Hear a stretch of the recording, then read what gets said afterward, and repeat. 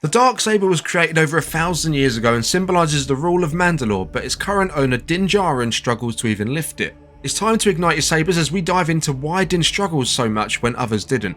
Info on the Darksaber is light within live action, but thankfully we have some older material we can pull from today to fill the gaps. We'll take a look at just how Din has regressed with the weapon to date, where his ability is right now, and what he needs to do to fix the problem, because even though Bo-Katan is clearly better with the Darksaber than Din, I think he's going to have the weapon for the long run, and potentially what we go through today could form a large part of Din's story going forwards. The Darksaber was created by Tar Vizsla over 1,000 years ago, and this would have been during the High Republic era.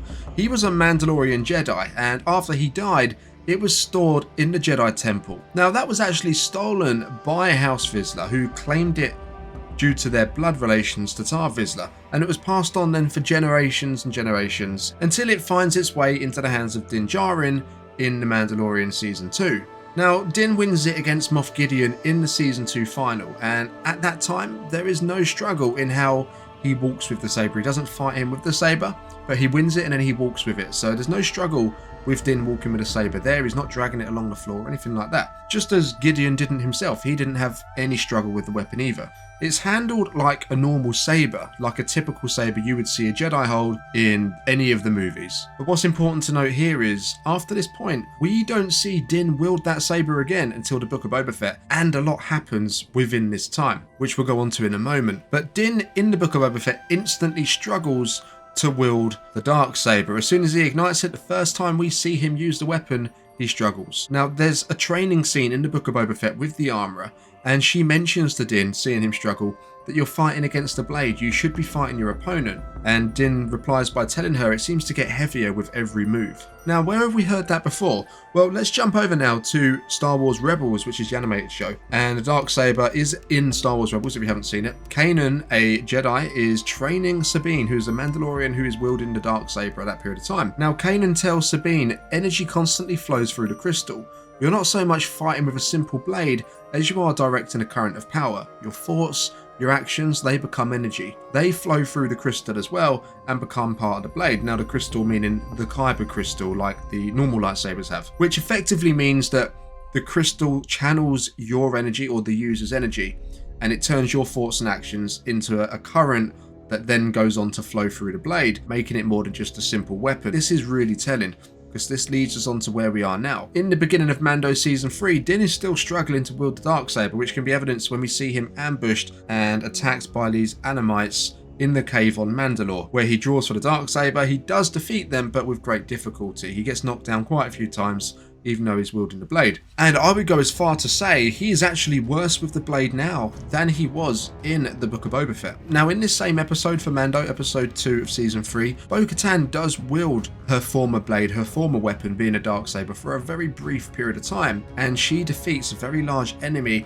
arguably one that was much more difficult to defeat than the ones Din struggled with earlier on, with little to no effort whatsoever. Swinging it around with great fluidity, moves Din could only really dream of at this time. Now, why could that be? Why can Bo wield the weapon? Why can Moff Gideon wield the weapon effortlessly, and so many others that have come before Din, but Din Djarin can't?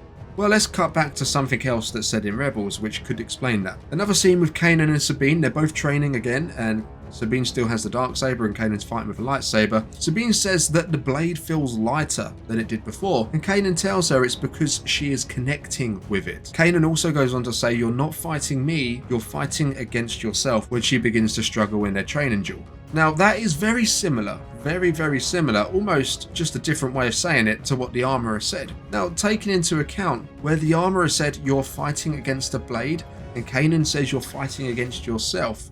Now, Kanan earlier on saying that the blade is effectively an extension of oneself, with their thoughts, their actions channeling into the blade. So that makes what both the armourer and Kanan are saying identical. So what we can take from what we know so far is a connection needs to be forged with the weapon. The more internally sound you are, the less conflict you have within yourself, the easier it is to connect with the weapon. Now, Maul was on the dark side, and you can say the dark side is very conflicted, but not necessarily. Gideon is also a bad guy as well. It doesn't just work one way. It doesn't work if you're a good guy, you're sound. If you're a bad guy, you're not. If them people are at peace in themselves with the way that they are, so for example, if Maul is totally at peace with being on the dark side, then he's going to be able to establish a true connection with the Darksaber. Same could be said for Gideon, same could be said for anyone on the light side as well. Regardless on what side you're on, if you are at peace within your mind, then you will be able to establish this connection. Now let's take into account where this differs for Din Djarin. Now Mando Season 2, he just rescued Grogu when he first picks up the blade. And at this point in time, as we mentioned, it's important to note he has already completed his mission. His mission then